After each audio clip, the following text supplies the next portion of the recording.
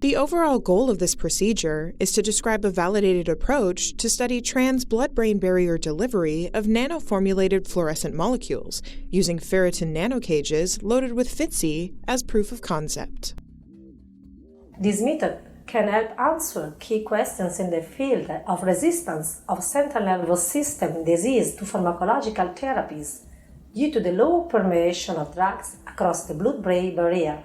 The main advantage of this technique is the possibility to demonstrate the ability of nanoformulation to improve the trans-BBB permeation of encapsulated molecules using a multidisciplinary approach on a single BBB model.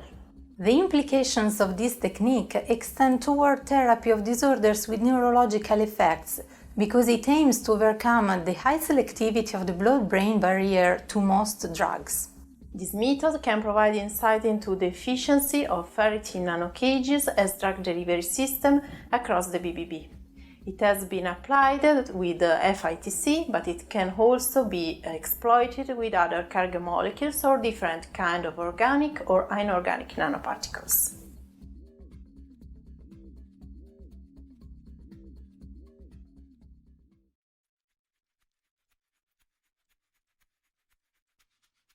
Begin by coating cell culture flasks with 100 micrograms per milliliter poly-L-lysine for 1 hour at room temperature to promote the attachment of rat cortical astrocytes.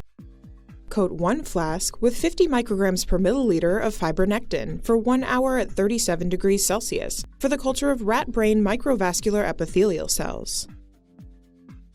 Then, thaw 1 × 10⁶ RCAs